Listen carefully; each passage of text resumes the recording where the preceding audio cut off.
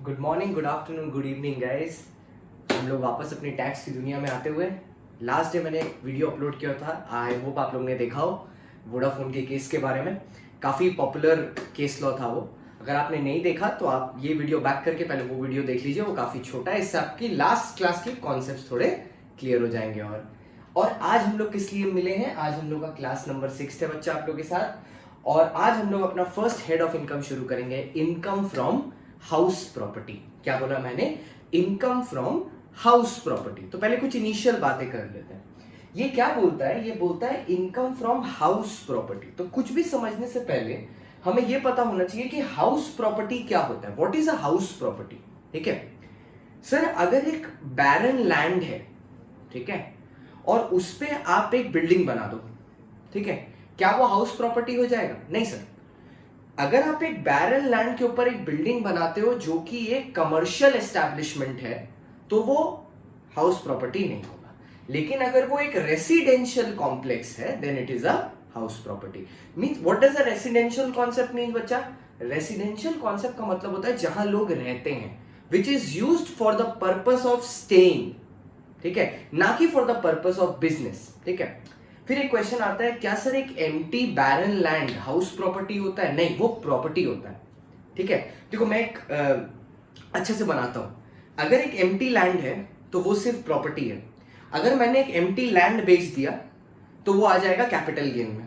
ठीक है, एक एम्प्टी लैंड पे एक बिल्डिंग बना दी और वो बिल्डिंग में यूज कर रहा हूं बिजनेस पर्पस के लिए, ठीक है, तो उससे जो इनकम हो रही है वो कहां जाएगी? Income from PGBP. लेकिन अगर एक बिल्डिंग है, उसमें मैंने एक कॉम्प्लेक्स बनाया जो एक रेसिडेंशियल कॉम्प्लेक्स है, और वो मैं किसी को रेंट पे दे रहा हूं और उससे मेरे को रेंटल इनकम हो रही है, then it is income from HP.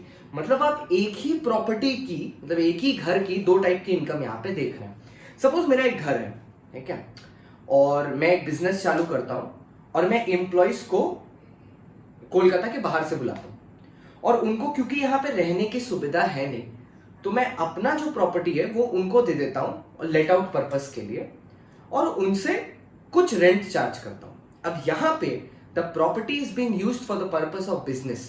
सो इससे जो मेरे को रेंटल इनकम होगी ना, इस एचपी से जो रेंटल इनकम होगी मेरे को, वो इनकम फ्रॉम एचपी में टैक्सेबल नहीं होगा, वो profit and gains from business profession में होगा। लेकिन सपोज एक मेरा घर है, ठीक है, और मैं वो घर भाड़े पे लगा देता हूँ, रेंटल पे लगा देता हूँ, तो मेरे को हर महीना रेंटल मिलेगा, भाड़ा मिलेगा। तो क्या वो भाड़ा एचपी में टैक्सेबल होगा? हाँ बिल्कुल, क्योंकि वो हाउस प्रॉपर्टी है और मैं उस हाउस प्रॉपर्टी का क्या हूं? ओनर। तो सर आपने यहां से क्या क्या सीखा? एक एम्प्टी लैंड होगा वो हाउस प्रॉपर्टी नहीं होगा। एक बिल्डिंग होगी जो बिजनेस के लिए यूज कर रहे हैं वो हाउस प्रॉपर्टी नहीं होगी। एक बिल्डिंग होगी, एक लैंड होगा जिसपे रेसिडेंशियल कॉम्प्लेक्स होगा, वो हाउस प्रॉपर्टी होगा। मैं उसको रेंट पे दूंगा, उससे जो रेंटल इनकम आ रही होगी वो इनकम फ्रॉम एचपी होगी। और माइंड यू, मैं प्रॉपर्टी का ओनर होना चाहिए, मैं प्रॉपर्टी का ओनर होना चाहिए। लास्ट में हम लोग एक कॉन्सेप्ट देखेंगे कि सपोज ओनर कोई और है, उसने किसी को रेंट पे दिया और सामने वाला वो प्रॉपर्टी किसी और को रेंट पे चढ़ा देता है, ठीक है, तो हम लोग देखेंगे इस केस में क्या होता है, पर वो थोड़ा एडवांस टॉपिक है, वो अपने नेक्स्ट क्लास में आएगा मोस्ट प्रोबेबली। तो आज के लिए हम लोग ने सबसे पहले सीखा हाउस प्रॉपर्टी का मतलब, it means a land on which a building is built and it is used for residential purpose. What is income? Income means the rental which I am earning from that house property. ठीक है, rental मेरे को कौन payment कर रहा होगा? Tenant. Tenant कौन होता है? जिसको मैं वो अपनी जगह देता हूं रहने के लिए, वो होता है टेनेंट। ठीक है, अच्छा आते हैं, देखते हैं पहले। ठीक है, income from house property. What is a house property? ये बोलता है land with a commercial establishment, ठीक है, बट नॉट एम्प्टी लैंड। ठीक है, यहां पे जब मैंने कमर्शियल एस्टैब्लिशमेंट बोला, कमर्शियल मतलब वहां पे हम एक रेसिडेंशियल कॉम्प्लेक्स बनाएंगे। ठीक है, कमर्शियल एस्टैब्लिशमेंट के पॉइंट ऑफ व्यू से कैसे कि मान लो जो बड़े बड़े कॉम्प्लेक्स बनाता है, जो बिल्डर होता है उसके लिए तो वो कमर्शियल एस्टैब्लिशमेंट ही है, पर जो वो यूज कर रहा है, सपोज मैंने वो घर खरीदा, बिल्डर से ले लिया, तो अब अगर मैं उसको किसी और को रेंट पे देता हूं तो मेरे लिए वो इनकम फ्रॉम एचपी हो जाएगा। ठीक है, but not an empty land. Empty land will never be a house property. ठीक है, अब how do we generate income property से? एक तरीका होता है we use it for business. ठीक है, मतलब अपने एम्प्लॉयज को दे दिया, एम्प्लॉयज को बोला थोड़ा थोड़ा रेंट देने के लिए। से एक और चीज है, ये जहां पे आप लोग जो पीजी पे रहते हो, आप लोग जो पीजी में रहते हो, ठीक है, जो लोग होते हैं जो पीजी पे अपना भाड़े पे घर देते हैं और उससे उनको जो इनकम होती है वो भी इनकम फ्रॉम अदर सोर्सेज में नहीं जाएगा, ना इनकम फ्रॉम पीजीबीपी में जाएगा, that is also income from HP. Because why? Because of this, the purpose should be to earn rental income.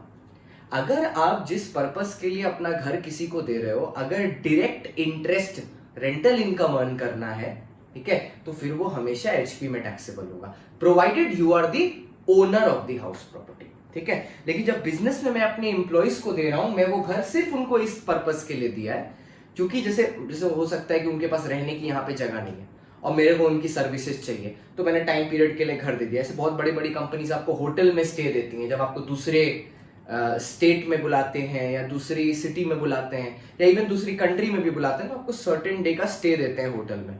अगर होटल नहीं घर में दे रहे हैं, बात तो सेम ही है, पर वहां पे वो रेंटल इनकम अर्न करने के लिए नहीं दिया जा रहा है। लेकिन if you let it out to a tenant on rent, then it is always income from house property, ठीक है। तो यहां हम लोग को अपने दो क्वेश्चन का आंसर मिला, how do we generate income, और दूसरा what is a house property. अब नेक्स्ट पेज में हमें अपने नेक्स्ट क्वेश्चन का आंसर मिलेगा, what is this income tax. मतलब यहां पे कौन इनकम को टैक्स करने के लिए, एचपी से जो रेंटल इनकम हो रही है उसको टैक्स करने के लिए क्या होना चाहिए। मैं ओनर होना चाहिए एचपी का, मतलब जो आदमी लेट आउट कर रहा है, लैंडलॉर्ड जो है, वो उस प्रॉपर्टी का ओनर होना चाहिए। और दूसरा, should not use the same for business purpose, ठीक है, ना तो बिजनेस पर्पस के लिए यूज हो, प्लस में प्रॉपर्टी का ओनर होना चाहिए। सर सपोज अगर बिजनेस पर्पस के लिए यूज हो गया तो फिर पीजीबीपी में चला जाएगा, ठीक है। तो बच्चा टैक्स करने के लिए दो चीज, मैं ओनर होना चाहिए, प्लस ये पीजीबीपी के लिए लेट आउट नहीं होना चाहिए, ठीक है। It should be for only to earn rental income and not for business, ठीक है। इसका चार्जिंग सेक्शन 22 है। चार्जिंग सेक्शन का मतलब होता है इस पे जो टैक्स लगता है, ये जो प्रोविजंस हैं owner of the property and charging section का बेसिकली मतलब होता है टैक्सेबिलिटी, कौन सी चीज पूरी करने से उस तरह की इनकम पे टैक्स लग जाएगा। तो ये चार्जेबिलिटी का सेक्शन है इसका 22, जो बताता है अगर आप एक प्रॉपर्टी के ओनर हैं और आपने उस प्रॉपर्टी को लेट आउट किया है for other than business purpose, तो you will be taxable for income from HP. अच्छा, कितने तरह की हाउस प्रॉपर्टी होती है, ठीक है सर? दो तरह की बस, एक होती है लेट आउट हाउस प्रॉपर्टी और एक होती है self occupied. Sir let out मतलब मेरा घर है, मैं नहीं रहता, मैंने भाड़े पे किसी और को दे दिया, लेट आउट, दे दिया बाहर। मेरा घर है, मैं ही घर में रहता हूं, सेल्फ ऑक्यूपाइड, ठीक है। लेट आउट, मेरा घर मैंने दूसरे को दे दिया भाड़ा पे, वो उस घर में रहता है, लेट आउट।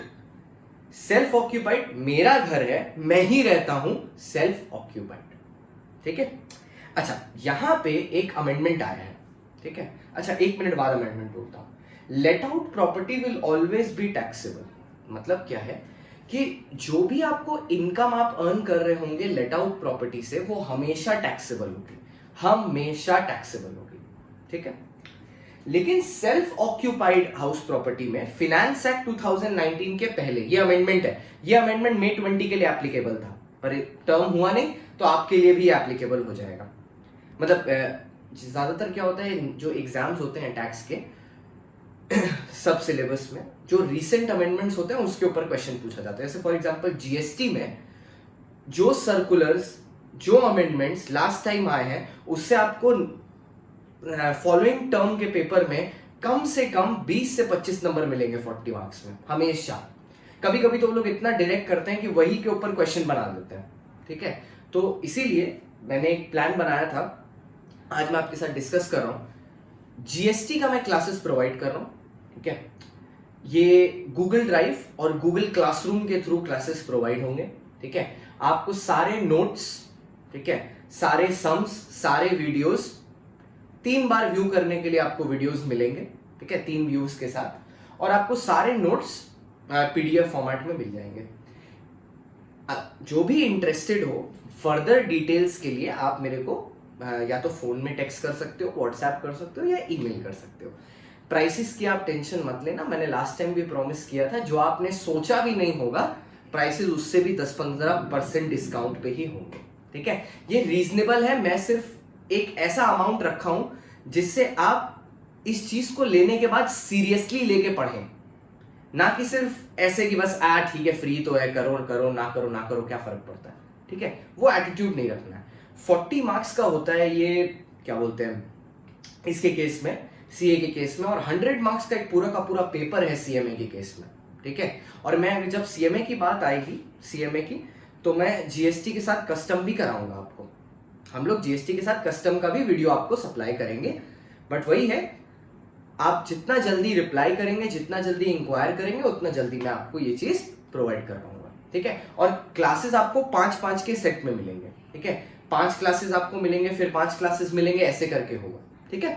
तो आप जल्द से जल्द मेरे को मैसेज करिए फोन पे, व्हाट्सएप पे, और बाकी लोगों के साथ भी ये इन्फॉर्मेशन शेयर करिए, क्योंकि ये एक तरह का क्रैश कोर्स भी मैं आपको प्रोवाइड कर रहा हूँ और फुल कोर्स भी प्रोवाइड कर रहा हूँ, ठीक है। सो प्लीज एनरोल, ठीक है। डीटी के साथ आईडीटी का कॉम्बिनेशन बहुत अच्छा होता है, और अगर कोई सिर्फ नॉलेज पर्पस के लिए भी कर रहा है, बिल्कुल कर सकता है। जीएसटी तो आपको पता ही है, अभी जीएसटी एक ऐसा फील्ड है, जैसे अगर आप गूगल करके देखो तो it is almost providing employment for around 2 lakh people every year in India, 2 lakh people. So अगर आपको इसका बेसिक कॉन्सेप्ट सब चीज समझ में आ जाए, आप एक प्रैक्टिकल ट्रेनिंग लेके, और आपने देखा ही है मैं कैसे डीटी पढ़ाता हूँ, मैं ऐसे ही आईडीटी भी पढ़ाता हूँ, तो आप आइए, एनरोल कराइए, and then we can start. तो आपको नीचे दिए हुए जो ईमेल आईडी है उस पर आप मैसेज कर सकते हो, मेल डाल सकते हो, या जो मेरा फोन नंबर है उस पर मेरे को व्हाट्सएप कर सकते हो, ठीक है। Thank you. आज अपने टॉपिक में वापस आते हैं, ठीक है। सेल्फ ऑक्यूपाइड हाउस प्रॉपर्टी में लास्ट टाइम तक आपको एक सेल्फ ऑक्यूपाइड हाउस प्रॉपर्टी पूरा एग्जेम्प्टेड दिया जाता था, ठीक है। बेसिकली लॉजिक क्या होता है, जब एक सेल्फ ऑक्यूपाइड हाउस प्रॉपर्टी होता है उस पर टैक्स निल लगता है, 0 टैक्स लगता है, उस पर कोई टैक्स नहीं लगता। लास्ट ईयर तक ये था कि आप एक घर को सेल्फ ऑक्यूपाइड ले सकते हो, मतलब जैसे मान लो मेरा 4 प्रॉपर्टी था, हम लास्ट ईयर के बता रहे हैं, 19 के पहले मेरा 4 प्रॉपर्टी था, मैं एक प्रॉपर्टी को सेल्फ ऑक्यूपाइड क्लेम करके बाकी तीनों को रेंटल क्लेम करना पड़ेगा। अब किसी के दिमाग में आ रहा होगा, सर मान लीजिए मैं बाकी 3 में दरवाजे पे ताला लगा के रखे हैं, किसी को मैंने रेंट पे दिया ही नहीं है सर, तो मैं कहां से रेंटल इनकम पे टैक्स चुकाऊंगा। उस केसेस में गवर्नमेंट उसको बनाता है deem to be let out, deem to be let out, जिससे गवर्नमेंट को कुछ इनकम हो। क्योंकि देखो ये ना, अगर आप उस प्रॉपर्टी में रह नहीं रहे हो, दरवाजा बंद करके रखा है, तो ये एक डेड रिसोर्स है, गवर्नमेंट के पास उस रिसोर्स से कुछ इनकम नहीं हो रहा, क्योंकि आपने घर बनाया, आपने घर बंद करके रख दिया। अगर गवर्नमेंट अगर उससे कुछ कमाना चाहे, कुछ नहीं मिलेगा। क्यों? इलेक्ट्रिसिटी आप उस घर में यूज नहीं कर रहे हैं, इलेक्ट्रिसिटी से टैक्स नहीं मिलेगा। वाटर नहीं यूज कर रहे, वाटर टैक्स नहीं मिलेगा। वहां कोई लोग रह नहीं रहे, तो नेबरिंग एरिया में आप कोई सर्विस ले नहीं रहे, फिर टैक्स नहीं मिलेगा। तो कुछ ना कुछ उससे निकल जाए, ठीक है। इसलिए गवर्नमेंट ने ये प्रोविजन डाल के रखा है कि अगर आपका घर एक्चुअली में लेट आउट नहीं है, मान लो 4 प्रॉपर्टी है, चारों सेल्फ ऑक्यूपाइड है, चारों में हम ही रहते हैं, मतलब बेसिकली 3 बंद है, तो भी 3 घर को government deem to be let out मान लेगा। याद है deemed word, assumed to be let out, और आपको अज्यूम्ड इनकम पे टैक्स चुकाना पड़ेगा। देखेंगे वो कॉन्सेप्ट भी हम लोग देखेंगे, अभी सुनने में थोड़ा अजीब लग रहा होगा, अज्यूम्ड इनकम सीखेंगे, ठीक है। अभी क्या है, अमेंडमेंट क्या है? अमेंडमेंट बहुत ही अच्छा है। अमेंडमेंट ने क्या किया, अमेंडमेंट ने बोला, इससे रियल एस्टेट बहुत खुश हो गया कि अब आप 2 घर को सेल्फ ऑक्यूपाइड क्लेम कर सकते हैं। पहले 1 था, अब 2 दे दिया, मतलब 2 घर की इनकम मैं नील क्लेम कर सकता हूं। फिर से सेम एग्जांपल, सपोज मेरे अब 4 घर हैं, पहले जहां मैं 1 को सेल्फ ऑक्यूपाइड क्लेम करता था, अब मैं 2 को कर सकता हूं, सिर्फ 2 पे मेरे को टैक्स चुकाना पड़ेगा। यही है रिसेंट अमेंडमेंट, इसलिए मैंने इसको रेड में लिखा है, ठीक है। अच्छा, अब सेल्फ ऑक्यूपाइड प्रॉपर्टी 2 तरीके का होगा, एक रेसिडेंस, दूसरा बिजनेस पर्पस के लिए। अगर आप बिजनेस पर्पस के लिए कर रहे हो तो पीजीबीपी। यहां आप एक चीज याद रखिएगा, अगर ये बिजनेस पर्पस में पीजीबीपी गया ना, तो इस पे आपको टैक्स देना पड़ेगा। आप वहां जाके ये नहीं बोल सकते कि जो मेरा सेल्फ ऑक्यूपाइड प्रॉपर्टी है उसमें एक में हम बिजनेस कर रहे हैं, एक रेसिडेंस के लिए, दोनों माफ कर दो, नहीं होगा। अगर वो बिजनेस पर्पस के लिए है तो उस पर पीजीबीपी इनकम बनेगा। This is only for house property, house property which is used for residence, उसमें आपको 2 घर का एग्जेम्पशन है, ओनली फॉर रेसिडेंशियल पर्पस। अच्छा सर, सपोज मेरे 4 घर हैं, 2 एग्जेम्प्ट होंगे, रिमेनिंग 2 टैक्सेबल होंगे। या तो आपने रेंट पे दिया होगा तो रेंटल इनकम चार्ज कर लेंगे, या डीएलओ हो जाएगा, they will be deemed to be let out. Deemed rent निकालेंगे और डीम्ड रेंट पे आप पे टैक्स ले लेंगे, ठीक है। तो ये टाइप्स ऑफ एचपी हमारे खत्म हुए। ये है हमारा पूरा कंप्यूटेशन स्ट्रक्चर। एक एचपी का सम होता कैसे है, ये उसका फॉर्मेट है। ठीक है, आपको ये फॉर्मेट याद करने की कोई जरूरत नहीं है, आपको धीरे धीरे करते करते याद हो जाएगा। एचपी में सम्स कितने टाइप के होते हैं? ठीक है, self house property related sum होता है, लेट आउट रिलेटेड सम होता है, और deem to be let out related sum होता है, और यहीं पे एचपी खत्म हो जाता है। एचपी बहुत ही छोटा सा टॉपिक है, बाकी सब हेड ऑफ इनकम के कंपैरिजन में एचपी बहुत छोटा टॉपिक है। सिर्फ ये 3 तरह के सम्स होते हैं आपके पास। अच्छा, अब देखिए फॉर्मेट देखिएगा थोड़ा क्या क्या आता है यहाँ पे, बस वर्ड्स देख लीजिए। मैंने हर एक वर्ड को नीचे डिफाइन किया और हम लोग डिस्कस करेंगे। नोट्स आपको ऑलरेडी टेलीग्राम में मैंने ये डाल दिया था क्लास स्टार्ट करने से पहले, और नीचे लिंक भी है। Municipal value, fair rent, standard rent, expected rent, annual rent, gross annual value, less municipal tax, you will get net annual value, less deductions under 24A. There's deductions under section 24. This is 24A जो 1 है, और जो 2 है that is 24B. You are getting 2 माफी, 30% of NAV is माफ, and then any interest on loan, मतलब घर खरीदने के लिए अगर आपने कोई interest on loan लेके रखा है that is also allowed as a deduction. ये सब करके आपका जो एंड टॉपिक आएगा वो इनकम फ्रॉम एचपी है, और इस पे आपको टैक्स देना होगा। सर टैक्स किस रेट से देंगे? अगर इंडिविजुअल है तो इंडिविजुअल के रेट से, कंपनी है तो कंपनी के रेट से, एनआर है तो एनआर के रेट से, फर्म है तो फर्म के रेट से, जो हम लोग ने सेकंड क्लास में किया था। ठीक है, अब हम लोग एक एक करके सारे टर्म्स डिस्कस करेंगे। ठीक है, ये मैंने एक चीज बोल दिया, in case of self occupied house property GAV is nil. मतलब मैं बोल रहा हूं अगर एक सेल्फ ऑक्यूपाइड हाउस प्रॉपर्टी है तो वहां पे ये वाला वैल्यू सीधे 0 हो जाएगा। क्या आप 0 से कुछ माइनस कर पाएंगे? 0 से कुछ माइनस नहीं होगा, तो ये वैल्यू नील होगा। अगर ये नील तो ये भी नील, पूरा एरिया नील होते चला जाएगा। यहां पे एक ग्रॉस एनुअल वैल्यू के नील होते ही your income from HP is nil. हालांकि अगर मान लो सेल्फ ऑक्यूपाइड प्रॉपर्टी बनाने के लिए आपने लोन लिया था, ठीक है, लोन लिया था, और लोन का कुछ इंटरेस्ट है, ऑब्वियसली हर लोन का इंटरेस्ट पेमेंट करना होता है, वो सेल्फ ऑक्यूपाइड के केस में भी अलाउड हो जाएगा। ठीक है, वो इंटरेस्ट सेल्फ ऑक्यूपाइड के केस में भी अलाउड हो जाएगा। तो बच्चे के दिमाग में आता है जितना भी इंटरेस्ट हो सर पूरा अलाउड हो जाएगा? नहीं, कुछ कैलकुलेशंस होंगी, वो कैलकुलेशंस हम लोग आज ही करेंगे। ठीक है, अब आइए हम लोग एक एक करके सारे टर्म्स को डिफाइन करेंगे। ठीक है, सबसे पहले है municipal value. What is a municipal value? Basically आपके प्रॉपर्टी जहां पे लोकेटेड है, हर एरिया का एक म्युनिसिपल कॉर्पोरेशन होता है। ठीक है, म्युनिसिपल कॉर्पोरेशन, वहां होने वाली हर प्रॉपर्टी की मार्केट वैल्यू निकाली जाती है। ठीक है, मार्केट वैल्यू निकाली जाती है, जो कौन करता है? रजिस्टर्ड वैल्यूअर करता है। ठीक है, कि ये प्रॉपर्टी की मार्केट में कितनी वैल्यू होगी अभी। ठीक है, that will depend upon various factors. वो एरिया कितना पॉपुलर है, वो हाउस प्रॉपर्टी कितना एरिया कवर कर रहा है, लैंड का कितना अवेलेबिलिटी है, कितना डिमांड है उस पर्टिकुलर एरिया में। ठीक है, उससे उस प्रॉपर्टी का एरिया पर मतलब क्या बोलते हैं, प्राइसिंग पता चलेगा। लाइक फॉर एग्जांपल अगर आप पार्क स्ट्रीट, मतलब कोलकाता में एक जगह है, जो लोग कोलकाता में रहते हैं उनको पता होगा, पार्क स्ट्रीट में अगर आप एक 2 बेडरूम हॉल किचन का फ्लैट देख रहे हो, उसका वैल्यू, और अगर आप वही चीज let's suppose new market side में देख रहे हो, तो वैल्यू में काफी फर्क होगा।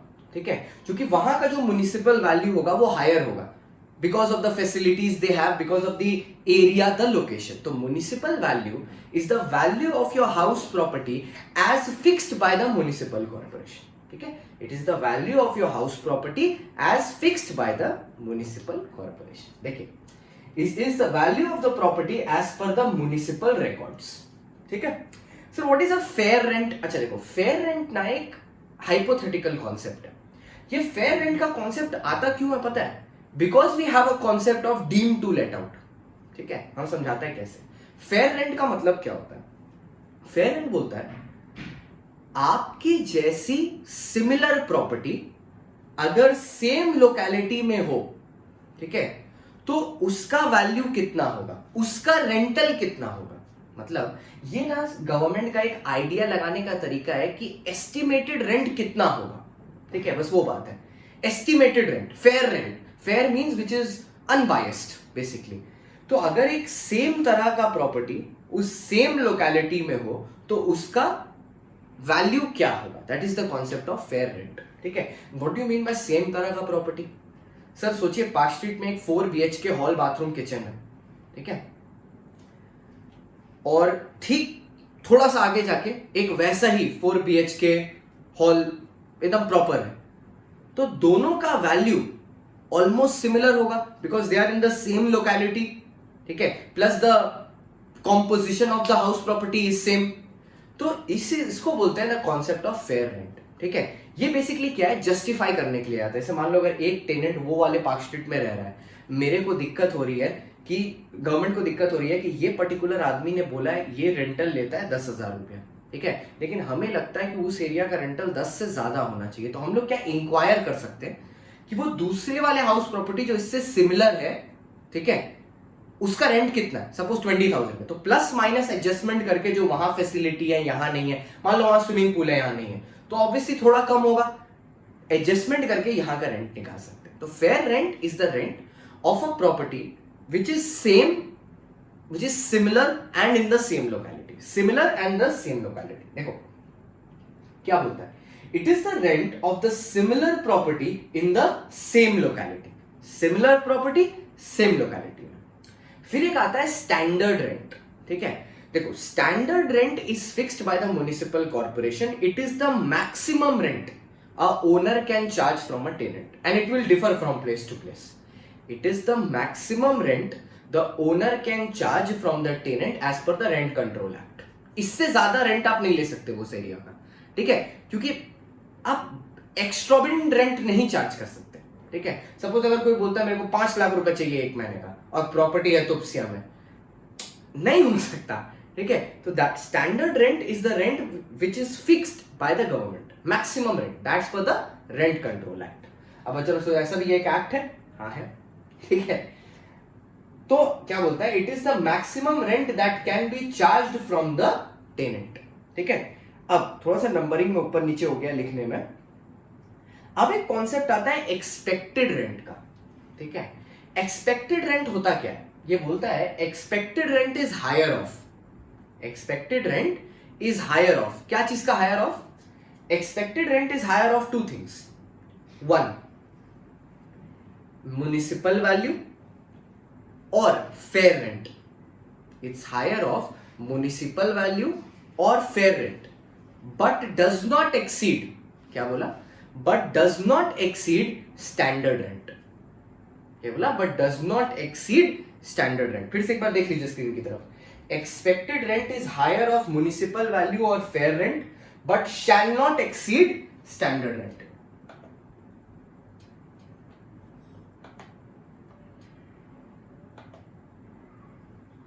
चलिए हम लोग एक एग्जांपल देखते हैं इसके बारे में, ठीक है, थोड़ा और क्लियर होगा एग्जांपल देख लेने से।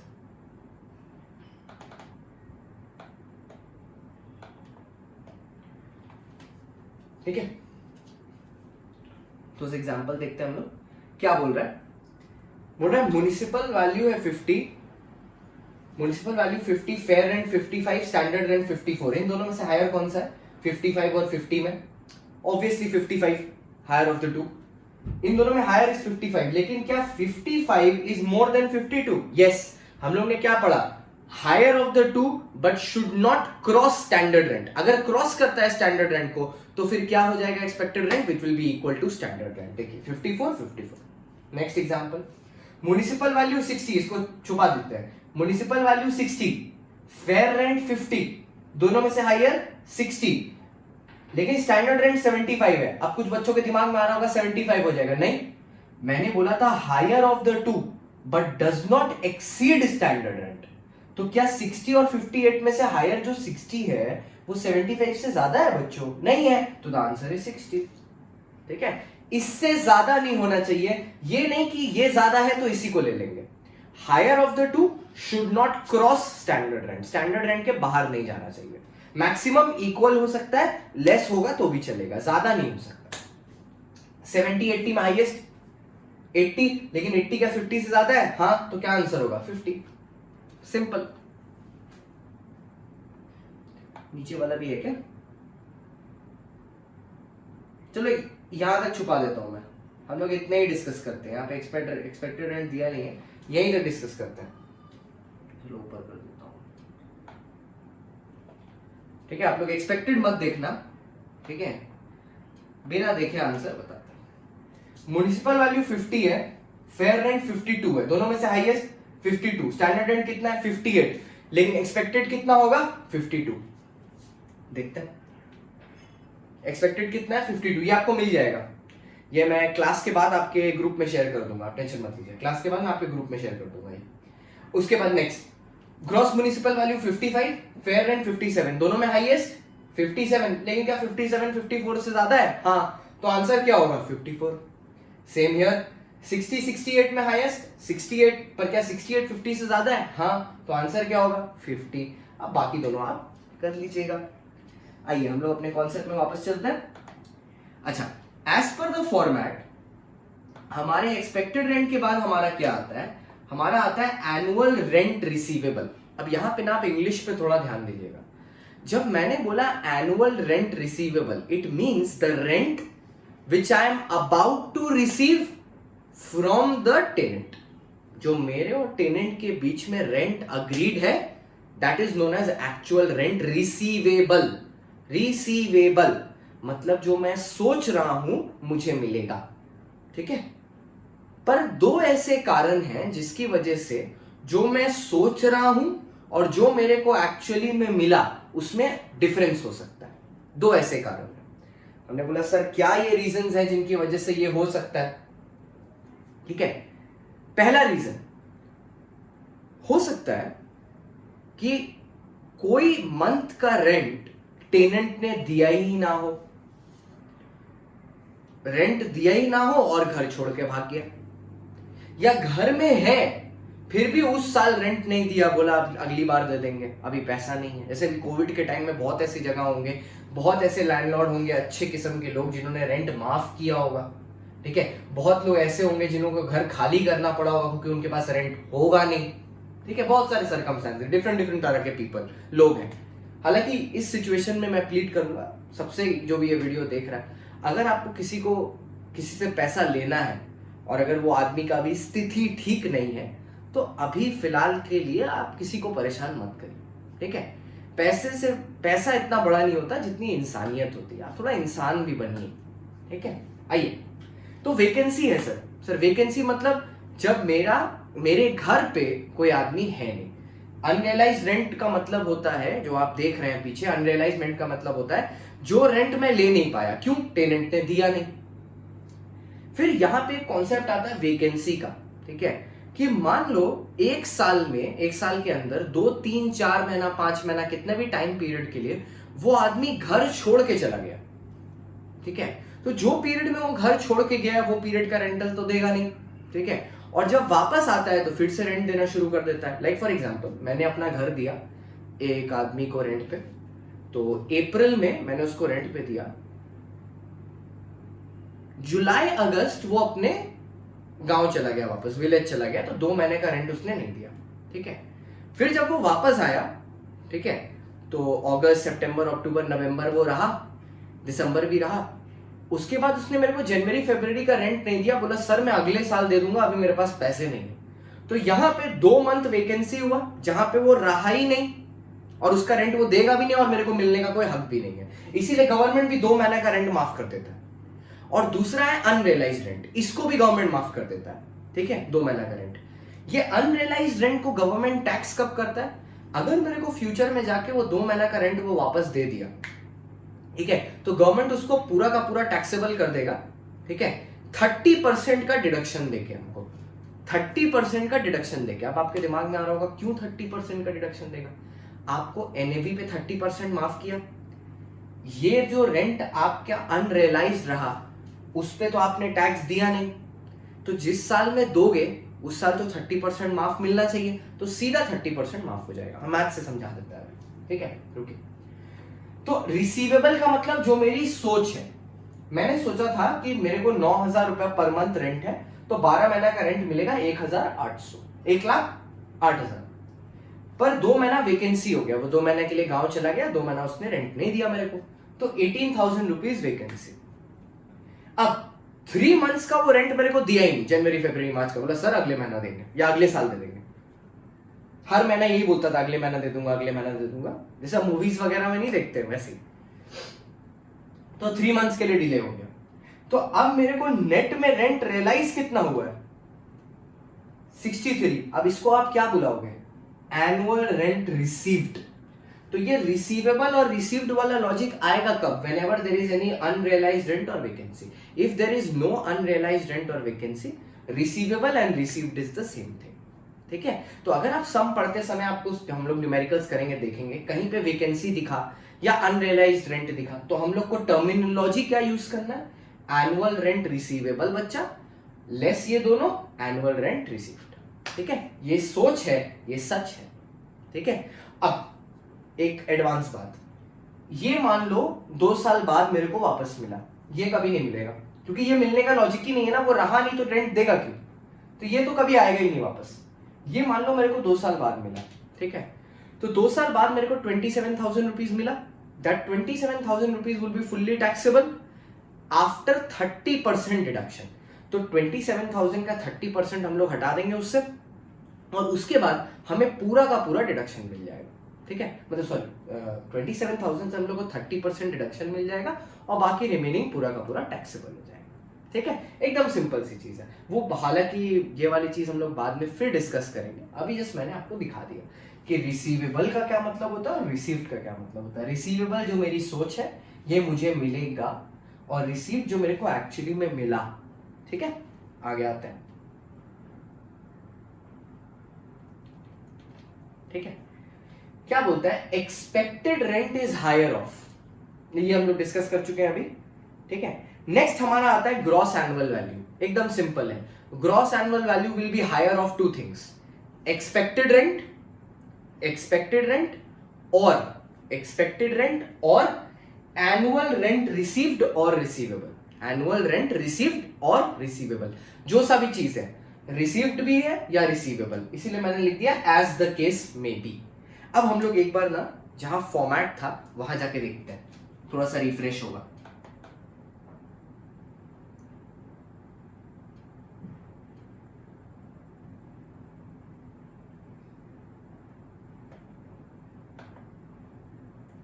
इधर देखिए, म्युनिसिपल वैल्यू आपको सब में दिया रहेगा, फेयर रेंट आपको सब में दिया रहेगा, स्टैंडर्ड रेंट दे भी सकता है, नहीं भी दे सकता है। ठीक है, वो डिपेंड करता है। तो अब एक्सपेक्टेड रेंट क्या होगा?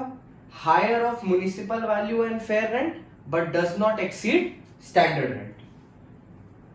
हायर ऑफ म्युनिसिपल वैल्यू और fair rent but does not exceed standard rent, expected rent आ गया। अब देखो, मैंने आपको यहां पे एक्चुअल रेंट लिखा है। ठीक है, एक्चुअल रेंट लिख दिया मैंने। अब आप एग्जाम में एक्चुअल रेंट नहीं लिखेंगे, आप तो सम पढ़ेंगे। अगर एनुअल रेंट रिसीवेबल है, मतलब वैकेंसी दिया हुआ है, तो आप यहां रिसीवेबल लिखेंगे, less vacancy, less unrealised rent, और फिर लिखेंगे एक्चुअल रेंट रिसीव्ड। अगर नहीं दिया हुआ है तो आप सीधा एक्चुअल रेंट रिसीवेबल लिख के सम को कर देंगे। मैंने इसीलिए यहाँ पे ना एक्चुअल रेंट लिखा है। सेफ्टी क्या होगा? आप एक्चुअल रेंट याद करो, यहाँ पे हमेशा वर्किंग नोट देके वो वर्किंग नोट में कैलकुलेशन दिखा देना। जैसे मैंने उस यहाँ पे, जैसे मैंने ये कैलकुलेशन दिखाया है ना, ये कैलकुलेशन आप हमेशा ये कैलकुलेशन वर्किंग नोट में दिखा देना। इससे आपका मेन फॉर्मेट गंदा नहीं होगा। ज्यादा क्लटर्ड अप लगने से ना एग्जामिनर को भी अच्छा इंप्रेशन नहीं जाता। ठीक है, तो जितना पेपर क्लियर रखेंगे उतना बेटर।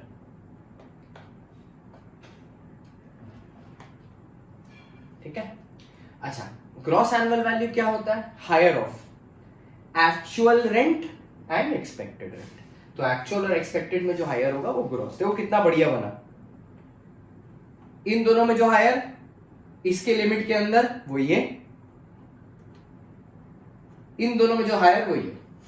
सिंपल। इसके बाद आता है हमारा म्युनिसिपल टैक्स। देखिए, म्युनिसिपल टैक्स आपको सम में एज अ परसेंटेज भी दिया हो सकता है, अमाउंट की तरफ भी दिया हो सकता है बच्चा। अगर परसेंटेज की तरह दिया है तो देखो नाम ही में है, municipal tax will be charged on municipal value. मान लो आपका म्युनिसिपल वैल्यू 5 लाख रुपए है और आपका म्युनिसिपल टैक्स आता है 10%, ठीक है, तो आप क्या करोगे, 5 lakh into 10%, 50,000 is your municipal tax, ठीक है। अगर सम में अमाउंट दिया है तो आप सीधा अमाउंट माइनस कर लोगे। अब म्युनिसिपल टैक्स के बारे में ना income tax rules rule number 4, income tax rules rule number 4 कुछ बातें बोलता है। जैसे ये बातें सब लिखी हुई है, मैं आपको दिखा दूंगा। एक पहली बात, municipal tax will be allowed on payment basis. Municipal tax will be allowed on payment basis मतलब जब आप उसको एक्चुअली में टैक्स पेमेंट करोगे ना तभी आपको यहां पे माइनस करने मिलेगा। मतलब अक्रूवल बेसिस पे नहीं कर सकते, you have to do it on cash basis. मतलब मान लो अगर 1 साल का म्युनिसिपल टैक्स आउटस्टैंडिंग है, इसको बेसिकली प्रॉपर्टी टैक्स ही बोलते हैं। म्युनिसिपल टैक्स आउटस्टैंडिंग है, आपने नहीं पेमेंट किया, दूसरे साल भी नहीं पेमेंट किया, तो माइनस भी करने नहीं मिलेगा। और आप खुद सोचो, अगर ये आपको यहां माइनस करने नहीं मिला तो नीचे आपकी इनकम फ्रॉम एचपी ज्यादा होगा तो आपको और उल्टा ज्यादा अमाउंट पे टैक्स देना पड़ जाएगा, ठीक है। तो इसलिए आपको यहां पे ये माइनस करने मिलेगा, पर ओनली ऑन पेमेंट बेसिस, जिस ईयर आपने पेमेंट किया। अब एक और चीज, सर मान लीजिए 4-5 साल का आउटस्टैंडिंग है और मैं 6th ईयर में एक बार में सब पेमेंट कर देता हूं, तो कितना डिडक्शन मिलेगा? सब साल का एक साथ मिल जाएगा, सब साल का एक साथ मिल जाएगा, maximum up to gross annual value. Gross annual value के मैक्सिमम, क्योंकि नेट एनुअल वैल्यू नेगेटिव नहीं हो सकता, ठीक है। तो मैक्सिमम कहां तक मिलेगा? जहां तक का आपका नेट एनुअल वैल्यू, मतलब सॉरी ग्रॉस एनुअल वैल्यू। मतलब अगर मान लीजिए ये 5 लाख है और यहां आपने म्युनिसिपल टैक्स पेमेंट कर दिया 6 लाख रुपीस, ठीक है, तो यहां पे मैक्सिमम आपको डिडक्शन 5 ही लाख तक मिलेगा, वो 6 नहीं होगा, ठीक है। तो म्युनिसिपल टैक्सेस आपको पेमेंट करने हैं, ठीक है। तो ये जो आप म्युनिसिपल टैक्सेस पेमेंट करेंगे ये कैश बेसिस पे आपको अलाउड होंगे, आउटस्टैंडिंग होंगे तो सेम ईयर में नहीं, नेक्स्ट ईयर में जब आप पेमेंट करोगे तब आपको मिल जाएंगे, ठीक है। सर एडवांस में पेमेंट कर देते हैं ना, 10-15 साल का एडवांस में पेमेंट कर देते हैं, नहीं मिलेगा डिडक्शन बेटा। एडवांस में पेमेंट करने से डिडक्शन नहीं मिलेगा, ठीक है। आपको उसी ईयर में डिडक्शन मिलेगा, ठीक है, जिस ईयर का वो ड्यू है, भले ही आप पेमेंट क्यों ना एडवांस में कर दिए हो। मतलब आगे के लिए नो डिडक्शन, पीछे का बुरी चीजों का आप अभी खत्म कर सकते हैं। मतलब देखो एक आदमी बुराई कर रहा है, बुराई कर रहा है, बुराई कर रहा है, बुराई कर रहा है, अच्छा काम करके बुराई को पलट सकता है, ठीक है। लेकिन अच्छा काम करने के बाद ये नहीं बोल सकता अच्छा ठीक है एक बार अच्छा काम कर दिया फिर से बुराई करता है, ठीक है। तो अच्छा काम आप कर सकते हो, आप अपना आउटस्टैंडिंग पेमेंट कर दो आज, हम आपको पूरा डिडक्शन दे देंगे, लेकिन आप एडवांस में पेमेंट नहीं कर सकते। अब किसी के दिमाग में आ रहा है क्यों? यहाँ पे प्लानिंग हो सकता है ना, किसी एक ईयर में मेरा इनकम फ्रॉम एचपी बहुत हाई है, तो हम क्या करेगा, आगे आने वाले 5-6 साल का इसी बार म्युनिसिपल टैक्स पेमेंट करके खत्म कर देगा। क्या होगा, एक बार में लमसम डिडक्शन ले लिया, इनकम फ्रॉम एचपी कम हो जाएगा, और अगले फ्यूचर ईयर्स में तो मेरा इनकम फ्रॉम एचपी ऐसे भी कम ही आने वाला था। तो ये प्लानिंग रोकने के लिए we have allowed outstanding but disallowed advanced, ठीक है। ये हुआ, that is all we have for municipal tax, which was very important. Let's come to it once. Let's see what it is. जो मैंने बातें बोली वो यहाँ पे लिखी हैं, देखिए। It is a tax which is recovered by the municipality, deductible only on cash basis. Only on cash basis. Next, the same is allowed only when paid by the owner. Cash basis पे होगा और तभी allowed होगा जब owner payment करे। पता है कभी कभार आपको सम में मिलेगा it is paid by the tenant और 25% is paid by the tenant, कुछ माइनस नहीं करने मिलेगा। अगर 25 टेनेंट ने पेमेंट किया, you will only be allowed to minus 75। अगर पूरा टेनेंट ने पेमेंट किया है तो आपको कुछ माइनस नहीं करने मिलेगा, because it has to be paid by the owner. Next, अच्छा एक लॉजिक आता है कि सर सपोज टेनेंट पेमेंट कर दे और ओनर उसको कंपेंसेट कर दे, तब तो जनरली ओनर ने ही पेमेंट किया है ना, तो सेम का डिडक्शन मिल जाएगा। Next, outstanding paid in the current year allowed but not advance payment. Advance payment नहीं अलाउड होगा, ठीक है। कैश बेसिस कितना पॉइंट हुआ, cash basis owner outstanding allowed, advance not allowed, और last as a percentage of municipal value. Rule 4 points, rule 4 बच्चा लोग 4 points क्या है? 4 पॉइंट, पहला कैश बेसिस पे अलाउड होगा, ठीक है। दूसरा ओनर पेमेंट करेगा तभी अलाउड होगा। तीसरा आउटस्टैंडिंग अलाउड होगा, एडवांस नहीं अलाउड होगा। Fourth percentage of municipal value allowed. Simple rule 4 points. अच्छा एनएवी क्या होता है? Simple, NAV is GAV, gross annual value less municipal tax. Gross annual value से म्युनिसिपल टैक्स लेस करेंगे, एनएवी आ जाएगा। क्या है NAV? Net annual value. Gross है, ग्रॉस में से म्युनिसिपल टैक्स गया, वो नेट हो गया, नेट एनुअल वैल्यू। अब नेट एनुअल वैल्यू, आप ना घर पे बहुत सारे खर्चे कराते हो, बिल्डिंग में बहुत सारा खर्चा होता है, पेंटिंग होता है, रीपेंटिंग होता है, ठीक है, कुछ टूट गया तो रिपेयरिंग होता है, फिर जैसे कभी कभार होता है ना पाइप्स, जो वाटर पाइप्स होते हैं वो डैमेज हो जाते हैं तो वो चेंज होते हैं, इलेक्ट्रिकल लाइंस चेंज होती हैं, ठीक है, या बिल्डिंग का स्ट्रक्चर चेंज किया जाता है, फ्लोर ऐड किया जाता है, बहुत सारी एक्टिविटी होती है। इन सारी एक्टिविटी का, बिल्डिंग को फायर प्रूफ किया जाता है, ठीक है, इन सारी एक्टिविटीज का कोई अलग से डिडक्शन नहीं मिलेगा आपको। गवर्नमेंट बोलता है एक स्टैंडर्ड डिडक्शन आपको दे देंगे 30% ऑफ द एनएवी, मतलब फ्लैट 30% आपकी जो भी एनएवी है उस पर फ्लैट 30% डिस्काउंट, ठीक है, पूरा 30% माफ। सर मान लीजिए मैंने 1 रुपया एक्सपेंडिचर नहीं किया फिर भी 30% माफ, ठीक है। मतलब सपोज अगर मेरा 3 लाख रुपए का आया है एनएवी, उसका 30% सीधा माफ, 90,000 गॉन, पूरा माफ, -90,000, ठीक है। And the last point that we have is, ठीक है, इंटरेस्ट ऑन लोन, ठीक है। अच्छा यहां पे हम लोग को थोड़ा बात करना है, इंटरेस्ट ऑन लोन आ कहां से रहा है? आप बैंक से या किसी फाइनेंशियल इंस्टीट्यूशन से लोन ले सकते हैं। सर किस पर्पस के लिए लोन लेंगे? सर हम लोग लोन लेंगे आप घर बनाने के लिए, या तो घर बनाने के लिए या घर को रिपेयर करने के लिए, ठीक है, ईदर फॉर कंस्ट्रक्शन। अच्छा एक्चुअली 3 चीजें होंगी, ईदर फॉर कंस्ट्रक्शन और परचेस और रिपेयर, सीपीआर, या कंस्ट्रक्शन या परचेस या रिपेयर। अब आप लोन लेंगे, लोन पे इंटरेस्ट आएगा, इंटरेस्ट आपको अक्रूवल बेसिस पे अलाउड होगा। वाह सर लेकिन म्युनिसिपल टैक्स तो कैश पे था, इंटरेस्ट आपको अक्रूवल बेसिस पर अलाउड होगा। मतलब आपने अगर 1 साल के एंड में इंटरेस्ट बैंक को नहीं भी पेमेंट किया है, हम लोग इनकम फ्रॉम एचपी निकालते टाइम आपको वो माइनस करने देंगे, इनकम फ्रॉम एचपी निकालते टाइम माइनस करने देंगे। अब एक ज्ञान की बात, सिलेबस यहीं खत्म है, सिलेबस वाली बात यहां खत्म हुई, अब 1 मिनट एक ज्ञान की बात। सोचो सर सपोज मैंने लोन लिया, मैंने एक बिल्डिंग बनाई और वो बिल्डिंग मैं यूज कर रहा हूं फॉर बिजनेस पर्पस, तो क्या सर एचपी में टैक्सेबल? नहीं, पीजीबीपी, तो पीजीबीपी चला गया। अब सर वहां पे भी तो मेरे को इंटरेस्ट ऑन लोन तो देना ही पड़ेगा, ठीक है, तो वहां पे भी interest on loan is allowed as a business expenditure. लेकिन वहां पे एक सेक्शन हम लोग पढ़ेंगे जब हम लोग पीजीबीपी पढ़ेंगे, 43B, क्या सेक्शन? 43B, जो ये बोलेगा कि interest on loan will only be allowed when it is paid, when it is actually paid. तो जब पीजीबीपी की बात आएगी, ठीक है, जब पीजीबीपी की बात आएगी तो घर के लिए लिया हुआ लोन, बिल्डिंग के लिए लिया हुआ लोन पे इंटरेस्ट पेमेंट तभी पीएल में डेबिट करने मिलेगा जब एक्चुअली में पेमेंट किया, ठीक है, ये बात याद रखिएगा। इसलिए हमने यहाँ पे रिलेट पीजीबीपी लिख दिया। लेकिन एचपी के केस में, क्योंकि हम लोग एचपी कर रहे हैं, जब वो आएगा तो हम फिर से बात करेंगे। अभी एचपी के केस में क्या है, अक्रूवल बेसिस पे मिलेगा, मतलब पेमेंट की हो या ना की हो डिडक्ट करने मिलेगा, ठीक है। आगे आते हैं, ठीक है, on due basis, that is accrual basis, ठीक है। अब क्या सर इंटरेस्ट के अमाउंट पे कोई लिमिट है? ठीक है, तो भैया इंटरेस्ट के अमाउंट पे लिमिट तो है, पर वो डिपेंड इस चीज पे करेगा कि आप घर किस पर्पस के लिए यूज कर रहे हो।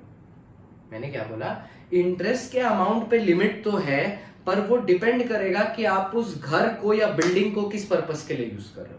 सर वो जो बिल्डिंग है ना, सर जो बिल्डिंग है ना, मैं उसे यूज कर रहा हूं बिजनेस के लिए, कोई लिमिट नहीं है, कितना भी इंटरेस्ट आप दे सकते हो, जितना बैंक को एक्चुअली पेमेंट करोगे हम अलाउ कर देंगे। सर सर सर वो जो घर है ना मैं उसको लेट आउट कर दे रहा हूँ सर। अगर लेट आउट कर रहे हो, जितना इंटरेस्ट बैंक को दे रहे हो पूरा अलाउड हो जाएगा ऑन अक्रूवल बेसिस, ठीक है। लेकिन सर मैं उस घर को सेल्फ ऑक्यूपाई कर रहा हूं सर, अब थोड़ा सा दिक्कत है। सेल्फ ऑक्यूपाइड होने से जरी सी दिक्कत है। क्यों सर? अगर आप घर को सेल्फ ऑक्यूपाई कर रहे हो ना, अगर आप घर को सेल्फ ऑक्यूपाई कर रहे हो तो आपको ना इंटरेस्ट तो मिलेगा, लोन इंटरेस्ट मिलेगा, लेकिन मैक्सिमम मिलेगा 2 लाख रुपीस तक। Maximum interest on loan allowed होगा up to rupees 2 lakh. Up to rupees 2 lakh मतलब अगर मेरा कैलकुलेशन करने से लोन का इंटरेस्ट कम आ रहा है तो कम अलाउड होगा, लेकिन अगर 2 लाख को एक्सीड कर दे रहा है तो 2 ही लाख अलाउड होगा, ठीक है। पर ये 2 लाख रुपए वाला इंटरेस्ट वाले क्लॉज में, स्पेशल केस में आप कब फॉल करोगे? पहला, वो आपकी एक सेल्फ ऑक्यूपाइड प्रॉपर्टी होनी चाहिए और आपने 3 कंडीशन फुलफिल किया है, तीनों एंड 1 एंड 2 एंड 3 तीनों कंडीशन फुलफिल किया है। क्या? जो आपने लोन लिया है वो लोन आपको लेना है ऑन और आफ्टर 1/4/1999, 1/4/1999 पे, उस डेट पे या उस डेट के बाद लोन लिया होना चाहिए, 1/4/1999, ठीक है। दूसरा, जो घर आपने लिया है वो या तो कंस्ट्रक्शन ऑफ हाउस प्रॉपर्टी के लिए होना चाहिए या परचेस के लिए, या तो आप घर खरीदोगे या आप घर बनाओगे, ईदर ऑफ द 2 पर्पस के लिए होना चाहिए। एंड तीसरा, या तो आप घर बना रहे होगे, ठीक है, या घर खरीद रहे होगे, you have to finish your construction, you have to finish your construction within 5 years, you have to finish your construction within 5 years। यहां भी एक अमेंडमेंट है, ये पहले 3 years हुआ करता था, you have to finish your construction within 5 years। 5 years कहां से sir? from the end of the previous year in which the loan was taken, from the end of the previous year in which the loan was taken। let's calculate it। sir suppose I have taken loan on 1st January 2018। 1st January 2018 कौन सा previous year हुआ? 17-18 बच्चा लोग। 1st January 2018 कौन सा previous year हुआ बच्चा लोग? 17-18। लास्ट डेट 31/3/2018, लास्ट डेट 31/3/2018 बच्चा। वहां से आपको 5 साल लेना है, मतलब लोन की डेट से नहीं लेना है, लोन जब लिया गया है उस प्रीवियस ईयर के एंड से लेना है, ठीक है। तो कितने दिन होंगे सर? 18 से 18-19, 19-20, 20-21, 21-22, 21-22, 22-23, मतलब 31/3/2023 तक आपका कंस्ट्रक्शन पूरा हो जाना चाहिए। अगर ये तीनों लिमिट आपने फुलफिल कर दी तो maximum interest amount allowed will be 2 lakh rupees. Maximum interest amount allowed will be rupees 2 lakh. अगर इनमें से आप कोई भी कंडीशन नहीं फुलफिल कर पाए तो maximum amount will be 30,000, maximum amount will be 30,000। अब सर ये एग्जाम में कब चेक करना है? आप अपना नॉर्मल सम करिएगा, इंटरेस्ट कैलकुलेट करिएगा। मान लीजिए आपका इंटरेस्ट 30,000 से 1 रुपए भी ज्यादा आ रहा है तो आपको ये तीनों कंडीशन चेक करनी है, और प्रॉपर्टी सेल्फ ऑक्यूपाइड है सिर्फ तभी। बच्चा लोगों का कंफ्यूजन क्या होता है पता है? ये तीनों कंडीशन ये लोग तभी भी चेक करने लगता है जब लेट आउट होता है। लेट आउट में नहीं करना है, लेट आउट में पूरा अमाउंट अलाउड है, ठीक है, लेट आउट में पूरा अमाउंट अलाउड है। सर याद कैसे रखेंगे? एक सिंपल लॉजिक है मेरा, अभी जस्ट मैंने पढ़ाते समय लॉजिक सोचा। जब आपकी अपनी चीज होती है, ठीक है, जब आपकी अपनी चीज होती है तो आप बहुत संभाल के रखते हैं ना वो चीज, तब आप वो चीज बहुत संभाल के रखते हैं क्योंकि आपकी अपनी चीज है। जब आप अपनी चीज किसी और को दे देते हैं तो शायद वो आदमी उस चीज को उतना संभाल के ना रखे, ठीक है। तो आपने जब घर लेट आउट दे दिया है तो उसमें कोई भी एक्टिविटी हो सकता है, तो कोई भी अमाउंट अलाउ हो सकता है, ऐसे याद रखिएगा। एक बार आपने लेट आउट दे दिया, वो आपके कंट्रोल से चला गया, आप वहां टेनेंट कुछ भी कर सकता है, ठीक है, तो वहां पे कोई भी अमाउंट अलाउड हो जाएगा, कुछ भी, कोई भी, ठीक है। लेकिन जब आपकी प्रॉपर्टी आपके कंट्रोल में है, आपका सामान आपके कंट्रोल में है, तो आप उसके बारे में केयरफुल रहते हैं। जब केयरफुल रहते हैं तो सोच समझ के चीजें होंगी। तो जैसे ही सेल्फ ऑक्यूपाइड हो मतलब केयरफुल, मतलब सोचना पड़ेगा, और सोचना पड़ेगा तो 3 कंडीशन आएगा। सोच मतलब 3 कंडीशन, और सोच में एस, सेल्फ ऑक्यूपाइड में भी एस। तो जब सोचना पड़ेगा तो 3 कंडीशन आएंगी। अगर नहीं सोचना पड़ रहा है, तुमने सामान दूसरे को दे दिया, वो सामान के साथ कुछ भी करेगा, वो सोचेगा नहीं, तब उसको कोई भी लिमिट नहीं लगेगी और वो लिमिटलेस हो जाएगा, तो लेट आउट में सब अलाउड हो जाएगा। आइए, और अगर आपको डायरेक्टली भी याद हो जाए तो कोई प्रॉब्लम नहीं। ये तीनों कंडीशन आपको देखना कब है, जब अगर आपका इंटरेस्ट ऑन लोन जो आपने सम में कैलकुलेट किया वो 30,000 से एक भी रुपए ज्यादा है, तो आप ये तीनों कंडीशन देखिएगा। सर मान लीजिए मेरा इंटरेस्ट ऑन लोन 29,000 आया, 25,000 आया, 20,000 आया, तो टाइम मत वेस्ट करिएगा ये देखने में, क्योंकि 30,000 के नीचे तो amount is allowed irrespective of the condition. यही तो मैंने लिखा है, अदरवाइज 30,000। ठीक है, मतलब 30,000 के ऊपर जाने से you have to check these 3, 30,000 के नीचे ही है तो you can simply allow them without checking any of the above. ठीक है, देखिए मैक्स 2 लाख। एक बार आप अपने मर्जी से वीडियो मैं पॉज नहीं कर रहा हूं, क्योंकि पॉज मैं नहीं करना चाहता, आप एक बार नॉर्मली वीडियो में ये तीनों लाइन पढ़िए, आप बोल बोल के पढ़िए, इसको याद करने की कोशिश करिए।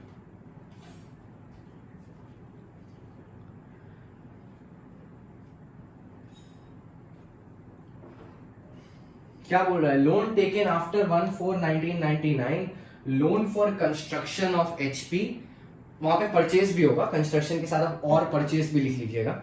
If construction the same to be completed within 5 years।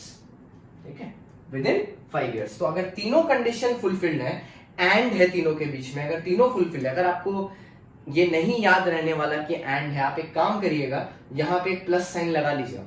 ठीक है, यहाँ पे एक प्लस साइन लगा लीजिए। अगर आप ये करते हो, क्या बोलते हैं, अगर आप प्रिंट लेते हो इनका तो यहाँ प्लस लगा लीजिए, और अगर आप प्रिंट नहीं लेते हैं इनका तो बस एक बार आप इसको, मैं सिखा देता हूँ कैसे करेंगे। आप जिस लिंक से इसको डाउनलोड करेंगे वहां से, ठीक है, उस लिंक, उस फाइल को आप इमेज में कन्वर्ट कर लीजिए। ठीक है, स्क्रीनशॉट ले लीजिए या नॉर्मल इमेज में कन्वर्ट कर लीजिए, और आप एडिट करते टाइम यहाँ पे प्लस प्लस लगा लीजिए, जिससे आपको याद रहे।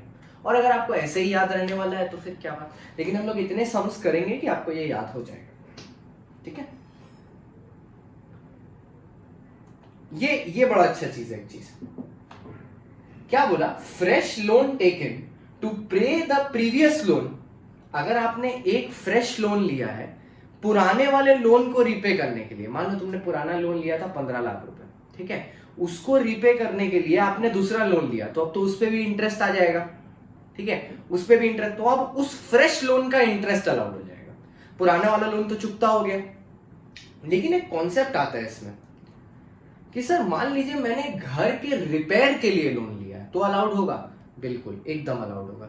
सर मान लीजिए जो इंटरेस्ट है वो पेमेंट करने के लिए मैंने लोन लिया है, तो जो नया वाला लोन मैंने लिया उसका भी तो इंटरेस्ट फ्यूचर में पेमेंट करना होगा, क्या वो अलाउड होगा? नहीं।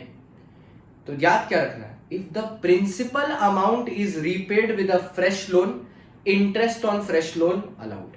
But if the interest on the old loan is repaid with a new loan, then the interest on the new loan will not be allowed. ठीक है, मतलब प्रिंसिपल पेमेंट करने के लिए लोन लिया है तो इंटरेस्ट अलाउड होगा, लेकिन अगर इंटरेस्ट पेमेंट करने के लिए लोन लिया है तो नहीं अलाउड होगा। आइए हम लोग कुछ सम्स कर लेते हैं, मतलब इसी चीज को थोड़ा और डिस्कस कर लेते हैं। ठीक है, आइए, अभी तक हम लोग ने एक्सपेक्टेड रेंट निकालना सीखा था, अब हम लोग ग्रॉस एनुअल वैल्यू देखेंगे। एक्सपेक्टेड 52 है, ठीक है, एक्चुअल रेंट 60 है, ये एक्चुअली 2 बार टाइप हो गया है, यहां पे एक्चुअल रेंट नहीं होगा, ये वाला लाइन आप मत देखिएगा, एक्चुअल रेंट इसके नीचे होगा, ये 2 बार टाइप हो गया। ठीक है, 52 है, एक्चुअल रेंट 60 है, तो दोनों में से हायर कौन सा होगा? Gross annual value 60। 54 56 दोनों में से हाईएस्ट 56, 45 50 दोनों में से हाईएस्ट 50, 65 68 दोनों में से हाईएस्ट 68, 80 और 63 दोनों में से हाईएस्ट 80। फिर से एक बार रिवाइज करेंगे बाकी तीनों को, क्योंकि ये तीनों हम लोग ने छोड़ दिए थे एक्सपेक्टेड रेंट के लिए, ध्यान रखिएगा। 75 और 80 में हाईएस्ट 80, लेकिन स्टैंडर्ड रेंट कितना है? 65, तो एक्सपेक्टेड कितना? 65। मेरे साथ बोलिए, gross annual value 70, fair rent 65, दोनों में से हाईएस्ट 70, एक्चुअल रेंट हो गया 63, एक्चुअल रेंट हो गया सॉरी स्टैंडर्ड रेंट हो गया 63, तो एक्सपेक्टेड रेंट कितना होगा 63। अच्छा, अब मैं आपको एक होमवर्क देता हूं, ठीक है, एकदम सिंपल सा होमवर्क देता हूं आपको, ठीक है। चलिए मैं आपको एक कुछ वैल्यूज देता हूं, ठीक है, इनके ही रिलेशन में।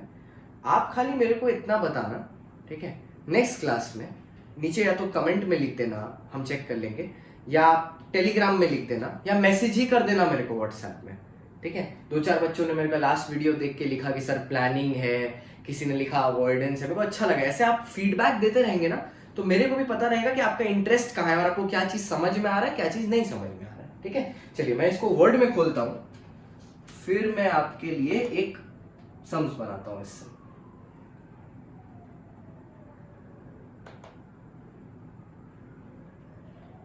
ओके, ये एक्चुअली वर्ड में नहीं खुलेगा। अच्छा, ये वर्ड में नहीं खुलेगा, पीडीएफ है एक्चुअली, ठीक है। अच्छा चलिए यहां पे करते हैं। अब मैं जो आपको सम दे रहा हूं उसकी वैल्यूज क्या है।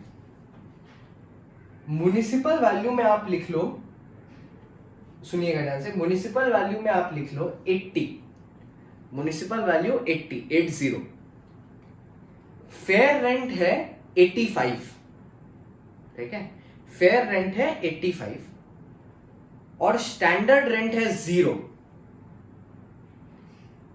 80, 85, 0। सोच के बताइएगा एक्सपेक्टेड रेंट क्या होगा, ठीक है। हम लोग अपना आज का क्लास यहीं खत्म करते हैं, नेक्स्ट डे अपने सम्स करेंगे, क्योंकि हम लोग ने major part of the theory कर लिया। ये पूरा प्रैक्टिकल ओरिएंटेड टॉपिक है। इसमें हम लोग के 2 कॉन्सेप्ट और बचते हैं। एक इंटरेस्ट का कॉन्सेप्ट बचता है, प्री एंड पोस्ट इंटरेस्ट का, वो तो नेक्स्ट क्लास में आते संग ही हो जाएगा। और एक कॉन्सेप्ट आपका बचता है जो है कॉम्पोजिट रेंट का, ठीक है। बस ये दोनों कॉन्सेप्ट, और एक थ्योरी क्वेश्चन है, what do you mean by team donor, बस ये चीज है। तो ये 3 चीजें हैं। तो नेक्स्ट क्लास में हम लोग सम्स करेंगे और लास्ट क्लास में ये 3 थ्योरी टॉपिक बात करके will close the topic. 3 class estimate ले रहा हूं, 4 भी लग सकते हैं क्योंकि बड़ा हेड्स का टॉपिक है। हम लोग के बहुत सारे ऐसे भी क्लासेस होंगे जो बहुत छोटे होंगे, जैसे सेट ऑफ कैरी फॉरवर्ड बहुत छोटा, ठीक है, क्लबिंग बहुत छोटा, वो सब छोटे छोटे टॉपिक है। जो टाइम लगेगा हमें वो लगेगा हेड्स ऑफ इनकम में और टीडीएस में, ठीक है। और आज के लिए बस इतना ही रखते हैं, यहीं तक रखते हैं आज के लिए।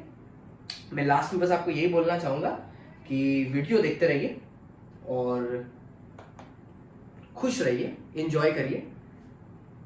जिंदगी एक ही बार मिली है आपको, एंजॉय करिए, उदास मत रहिए, ठीक है।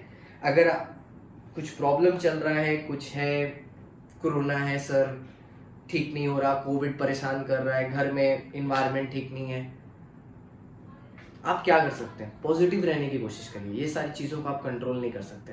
जितना ज़्यादा आप नेगेटिव बनेंगे, जितना ज़्यादा नेगेटिव सोचेंगे, उतना आपका दिमाग आपको और पुश करेगा नेगेटिविटी की तरफ, ठीक है। मैं आपको एक वीडियो लेके आऊँगा मैं मोस्ट प्रॉब्ली इसी Saturday about positive thinking, how it will help to overcome your fears, ठीक है। आज के लिए बस इतना ही रखते हैं। जीएसटी वाली बात याद रखिएगा, नीचे दिए हुए लिंक पे रिप्लाई करिएगा, ठीक है। वहां पे आप अपनी क्वेरीज पूछिएगा, हम लोग फिर जीएसटी जल्द से जल्द स्टार्ट कर पाएंगे। Thank you so much, thank you for watching. और लाइक करिए, सब्सक्राइब करिए, शेयर जरूर से करिए, लोगों को इसके बारे में बताइए, ठीक है। आप खुद भी हेल्प, दूसरों की भी हेल्प करेंगे, सब साथ में एक साथ ग्रो करेंगे। Good night.